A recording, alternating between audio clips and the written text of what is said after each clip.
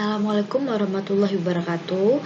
Kali ini kembali lagi dengan saya Elda Ferdiana Sari dengan NIM 17009740006 Prodi S1 Pendidikan Teknologi Informasi. Nah, pada kesempatan kali ini saya akan membahas mengenai praktikum WiFi LAP dengan DNS dan web server.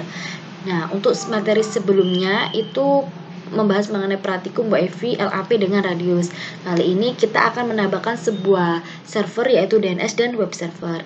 Sebelum itu, kita harus mengetahui terlebih dahulu tujuan untuk pembahasan kali ini. Nah, yang pertama yaitu memahami fungsi DNS dan web server. Lalu yang kedua, mensimulasikan WiFi dengan DNS dan web server. Nah, untuk dasar teori sendiri yaitu DNS. Jadi, DNS ini merupakan domain name server yang mana sebuah sistem yang menghubungkan Uniform Search Locator atau URL dengan Internet Protocol Address atau IP address. Nah, biasanya kita kan untuk mengakses sebuah internet itu perlu mengetikkan IP address sebuah web.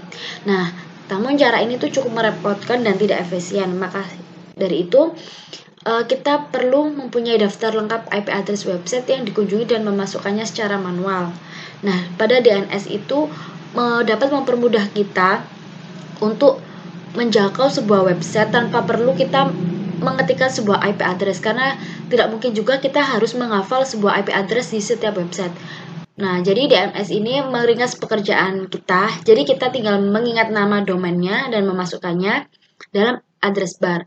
Nah, nanti DNS kemudian akan menerjemahkan domain tersebut ke dalam IP address yang komputer pahami. Jadi misalkan kita ingin mengakses sebuah Google atau Chrome. Nah, sebenarnya untuk normalnya kita menuliskan sebuah IP address-nya. Di sini bisa dicontohkan 17.2.2117.0.142 ke dalam address bus. Nah, namun pada biasanya kita langsung memasukkan tinggal alamatnya saja yang dimasukkan di Google. Contohnya google.com, atau kita ingin mencari sebuah website, aplikasi Gmail. Nah, itu bisa gmail.com. Nah, itu contohnya. Dan untuk fungsi DNS sendiri itu pasti sudah bisa mengira-ngira ya bagaimana sebetulnya DNS berfungsi. Nah, untuk lebih jelasnya kita jabarkan saja. Yang pertama, meminta informasi IP address sebuah website berdasarkan nama domain. Lalu yang kedua, meminta informasi URL sebuah website berdasarkan IP address yang dimasukkan. Nah, untuk bagian-bagian DNS, jadi prinsip kerja DNS ini mencocokkan nama komponen URL dengan komponen IP address. Jadi setiap URL dan IP address ini itu memiliki bagian-bagian yang saling menjelaskan satu dengan yang lain. Jadi jika kalian itu sulit membayangkan teknisnya, jadi anggap sajalah seperti kegiatan mencari sebuah buku di perpus. Nah, ketika kalian mencari sebuah buku di perpus, biasanya kalian akan diberi sebuah kode untuk menjelaskan letak buku tersebut. Nah, nantinya kode buku perpustakaan tersebut dinamai DW Decimal System atau DDS. Namun biasanya ia itu terdiri dari atas kode topik buku, kode nama belakang penulis, dan kode tahun buku diterbitkan. Nah, kira-kira prinsip DNS itu seperti itu. Jadi untuk memahaminya lebih dalam, kita perlu mengetahui bagian-bagian URL yang tersusun di dalam hierarki DNS. Sama seperti kode buku perpustakaan, jadi setiap bagiannya itu menjelaskan bagian domain. Nah, satu perbedaan kentara ialah kode perpustakaan mulai dari depan. Di sisi lain, kode yang berlaku pada DNS ini diurutkan dari belakang. Nah, maka dari itu, kita akan runut bagian-bagian DNS ini dari belakang. Jadi, beginilah penjelasannya.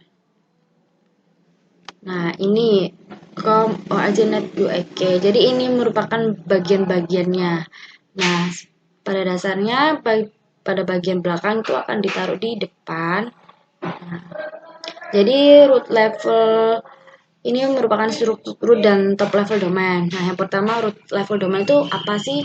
Jadi ini tuh merupakan bagian tertinggi dari hierarki DNS. Ya, biasanya ia berjudul tanda titik di bagian belakang sebuah URL. Untuk top level domain yaitu ekstensi yang berada di bagian depan root level domain. Jadi terdapat dua jenis TLD yang umumnya dipakai. Keduanya yaitu generic top level domain atau GTLD dan country code top level domain CCLTD. Nah, ini. Jadi GTLD ini biasanya menjelaskan sifat institusi dari pemilik web. Jadi katakanlah website ini itu bertujuan komersial. Nah, biasanya memiliki ekstensi .com, lalu .edu untuk institusi pendidikan dan .gov untuk lembaga pemerintahan. Jadi setiap lembaga itu pasti uh, memiliki kode sendiri-sendiri. Nah, di sisi lain, sisi LTD itu merupakan ekstensi yang menjelaskan asal negara dari pemilik situs. Misalnya, akhiran .id untuk website Indonesia, .au untuk Australia, dan .uk untuk Inggris, dan sebagainya. Jadi, mempermudah kita untuk mencari sebuah website tersebut. Jadi, oh berarti kalau misalnya .id belakangnya itu berarti websitenya tersebut dari situs dari website Indonesia. Oh, kalau misalnya .au berarti berasal dari Australia. Nah, tuh. Lalu di sini ada second level domain, jadi nama lain untuk domain itu sendiri. Nah, ia sering digunakan sebagai identitas institusi atau branding. Jadi dalam kasus URL n.wikipedia.org yang dimaksud SLD adalah Wikipedia gitu. Nah, untuk third level domain atau subdomain merupakan bagian dari domain utama yang berdiri sendiri. Hostname sendiri bisa dijukat dengan scam. Ini merupakan bagian yang mengawali sebuah URL. Jadi bagian ini menunjukkan sebuah fungsi dari sebuah website atau halamannya. Contoh paling banyak itu digunakan biasanya yaitu yang sering kita gunakan HTTPS atau Hypertext Transfer Protocol Codes. Nah, itu mengenai DNS. Lalu berikutnya kita akan mengenai web server.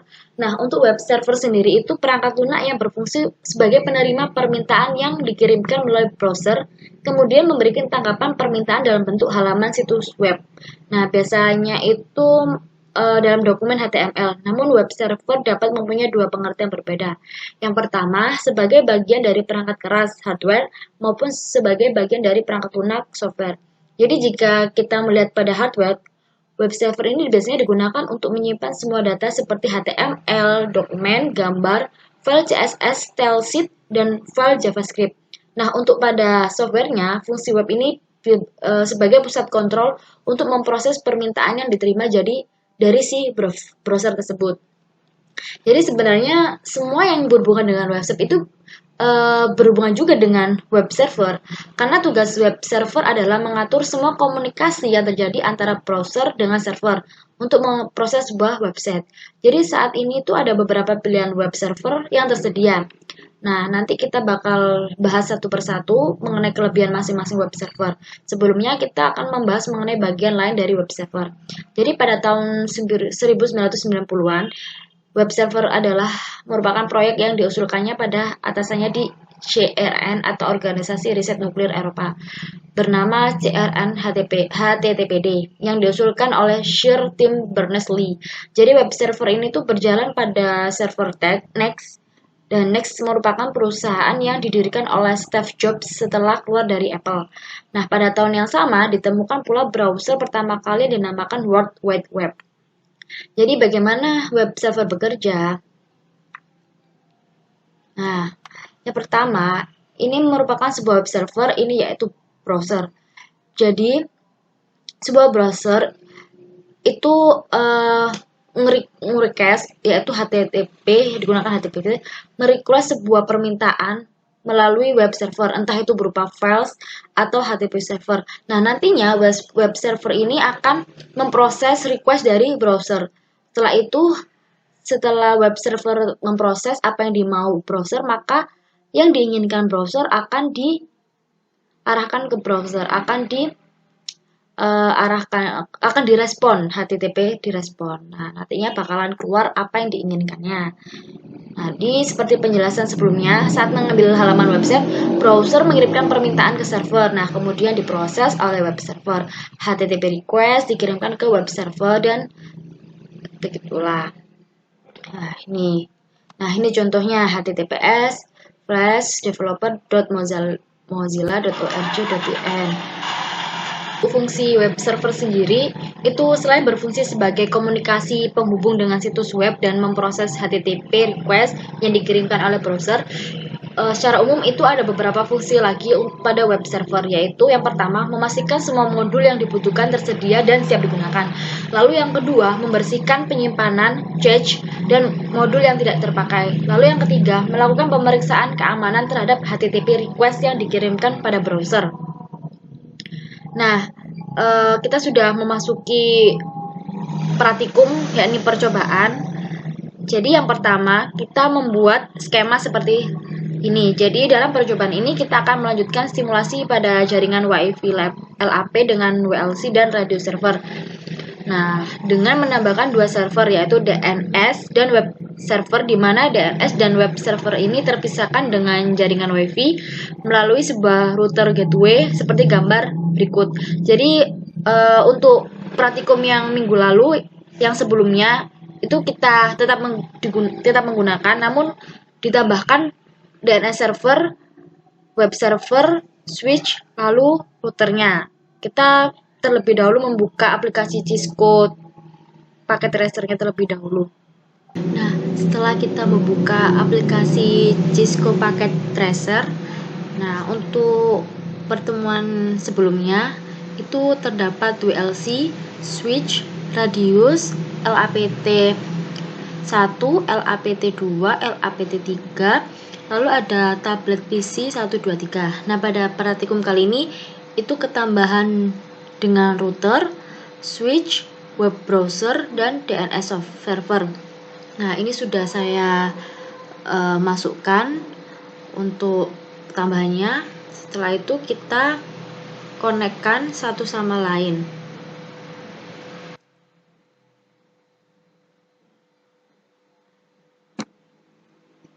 Kita konekkan.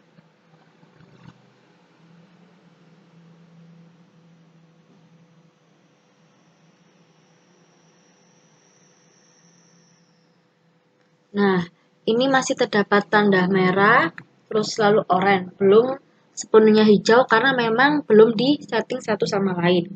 Jika sudah, kita sudah memberikan username masing-masing biar tidak bingung nanti menyetingnya. Setelah itu pertama-tama kita menyeting router terlebih dahulu. Kita buka config.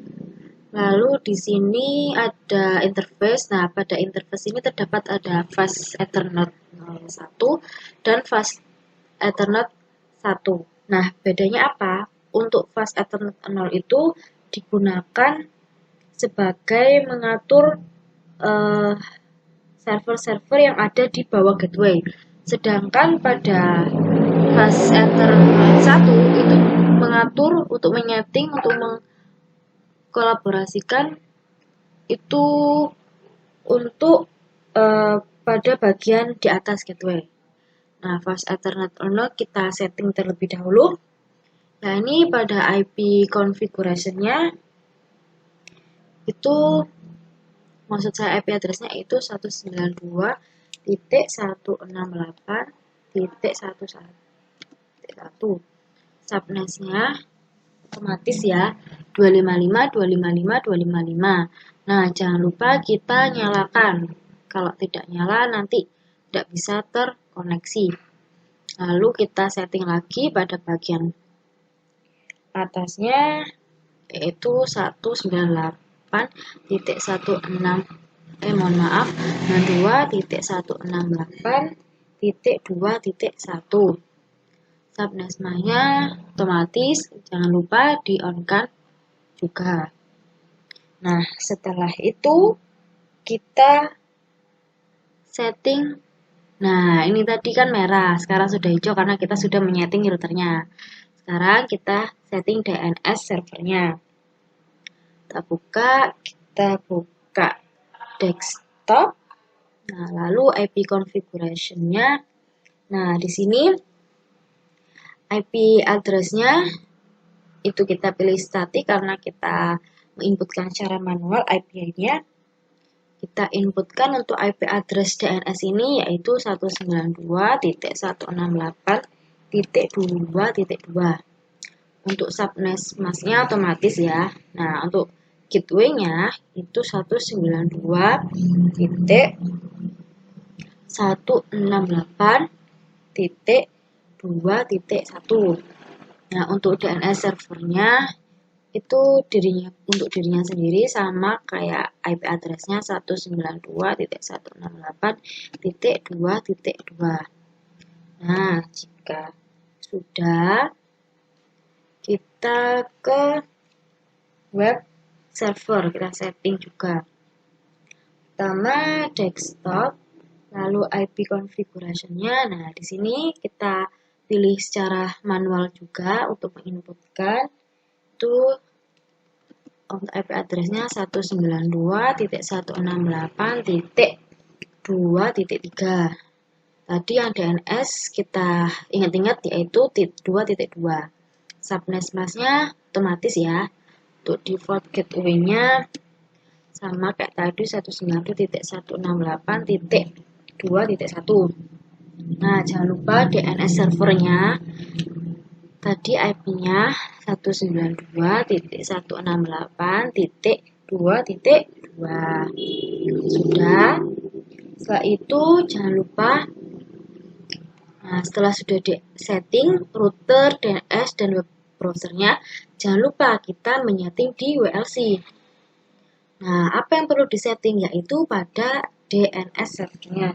Kita buka config, lalu kita buka DHCP, lalu kita, nah ini kan kemarin yang sudah kita setting, kita klik. Nah, untuk kolom-kolom ini yang kosong itu kan terdapat DNS server dan TFTP server. Nah, kali ini kan tadi untuk penambahan servernya yaitu DNS. Jadi di sini masih 00. Nah, gimana caranya agar bisa terkoneksi? Kita setting terlebih dahulu. Tadi DNS servernya berapa? 192.168.2.2. Jangan lupa ini. Kalau sudah, kita silang.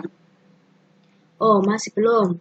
Kita jangan lupa. Nah, di sini juga. Nah, ini juga DNS servernya juga masih kosong. Kita isi terlebih dahulu 192.168.2.2. Nah, kita silang. Nah, karena sudah di setting, nah, kita lihat untuk ini tab PC11 apakah sudah terpasang DNS-nya. Tiap PC sudah terserver pada DNS, kita buka config, lalu kita lihat IP. Nah, ini masih 0 ya. Kita restart terlebih dahulu hingga muncul. Nah, sudah ya, sama ya kayak tadi 192.168.2.2. Nah, kita lihat satu persatu apakah sudah terkoneksi dengan ini. Nah, ini kan masih 00 nih. Kita restart kembali, kita klik DHCP. Nah, ini sudah muncul lagi. Nah, kalau sudah, kita lihat yang PC3 config. Nah, ini kan masih 0. Kita restart kembali. Oh, ini masih belum. Kita cek kembali. Nah, ini sudah muncul untuk gateway-nya sama DNS server-nya ya, sudah. Nah, kalau sudah, kita kembali pada panduan. Nah, kita lihat. Buatlah skema jaringan seperti gambar di atas dengan menggunakan device WLCPT, server PT, LAPT, switch 290, 2960 dan tablet sebagai lain. Nah, ini kita sudah membuat skema yang di atas. Lalu yang kedua, pastikan PC1, PC2 dan PC3 sudah terpasang dan tersambung dengan ping ke web server. Nah, kita coba, kita pastikan terlebih dahulu apakah sudah terkoneksi. Kita mencoba ping ke web servernya yaitu desktop, command prompt, kita ping dengan IP web browsernya 168.2.3. Kita coba kembali mengeping ping 192.168.2.3. Nah, ini sudah bisa. ke web browser, lalu kita coba pada PC 2 untuk mengeping IP web browser. Kita keping 92.168.2.3. Nah, kalau sudah begini berarti menandakan sudah berhasil. Kita coba lagi pada PC 3.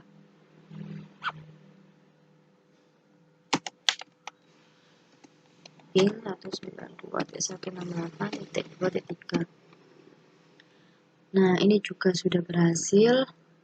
Tadi pada poin 2 kita mengeping ke web server dan DNS server.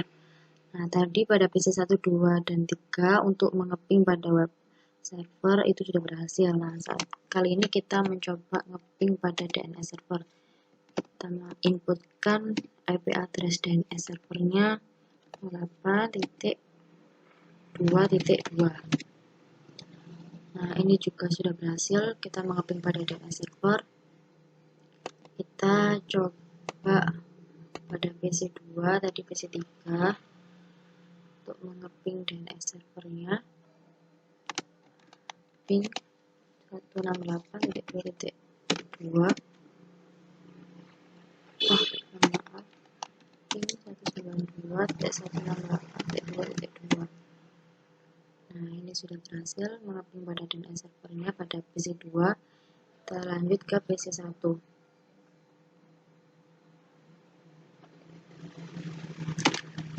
Ini kita inputkan IP address DNS servernya. Nah, ini juga sudah berhasil. Langsung aja kita lanjutkan. Poin 3, nyalakan servis HTTP di komputer web server, kemudian edit file index.html sehingga seperti berikut.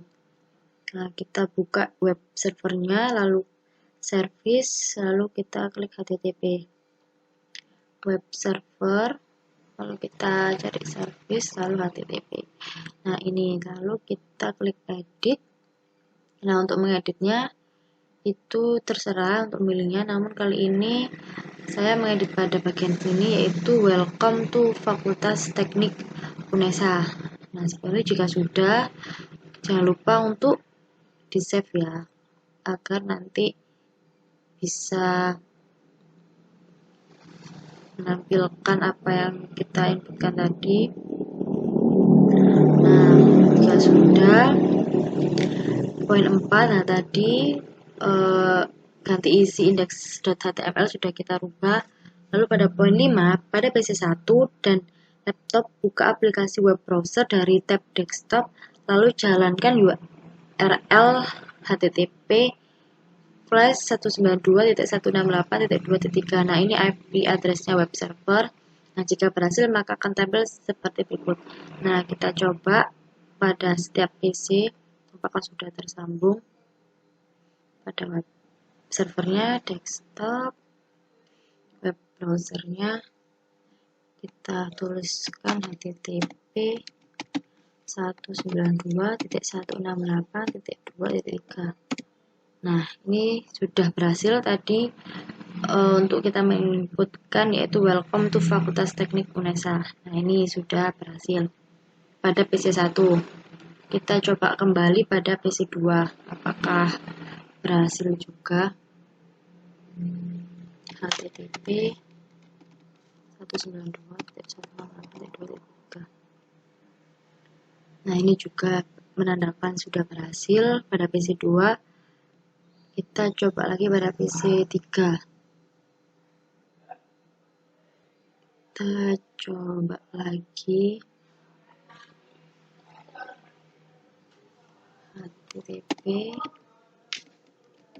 192.168.2.3. Nah, ini juga sudah berhasil.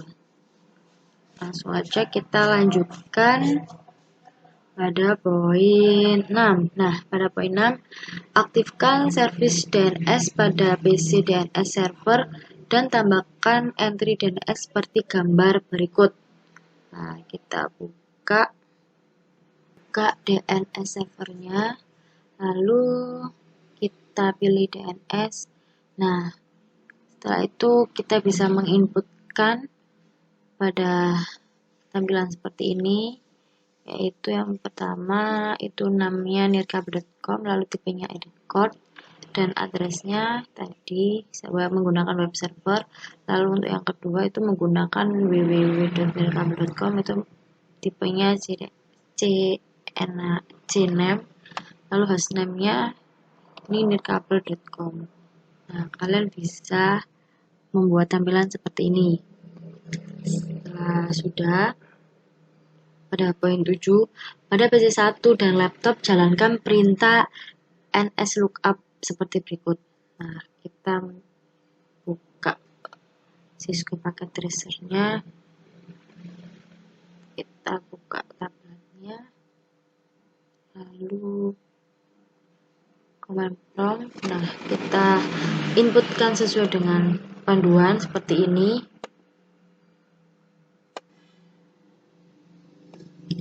Kita buka PC satunya, kita buka command prompt, lalu kita ketikkan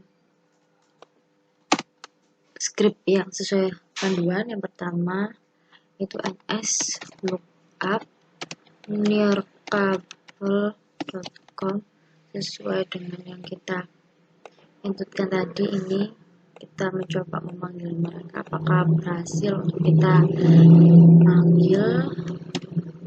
Nah, ini menandakan sudah berhasil, yaitu untuk servernya 192.168.2.2 dan servernya, lalu IP addressnya juga. Nah, untuk name-nya ini nirkabel.com, untuk IP addressnya web servernya yaitu 192.168.2.3. Ini 2.3. Kita coba nslookup pada www.nirkabel.com. Nah, mohon maaf, nslookup up-nya kurang, www.nirkabel.com. Nah, ini sudah berhasil pada PC 1. Kita coba pada PC 2.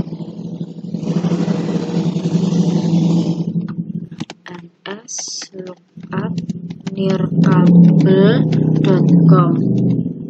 Nah, ini sudah berhasil karena IP address dan DNS servernya lalu web servernya juga sudah muncul.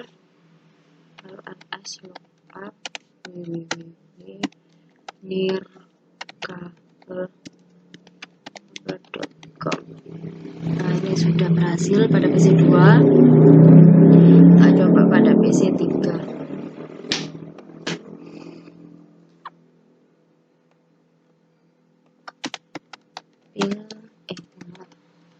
nslookup nirkabel.com.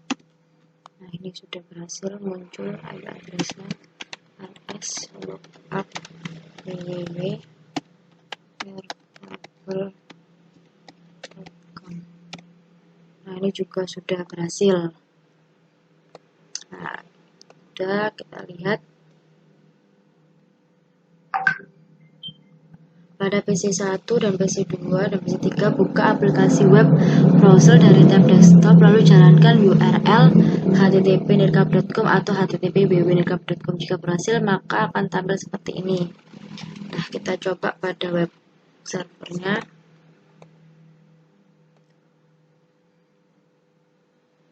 Tadi kan pada command prompt, ini pada web browsernya. Tadi kan masih menggunakan IP. Nah, kali ini kita menginputkan nama domainnya http://nirkab. Sudah berhasil. Lalu kita coba lagi menggunakan pada PC 2 menggunakan http://www.nirkabel.com. Nah, ini sudah seperti ini tampilannya, menandakan berarti sudah berhasil. Nah, kita rubah menggunakan nearapple.com. Nah, ternyata tetap bisa. Kita coba pada PC 3,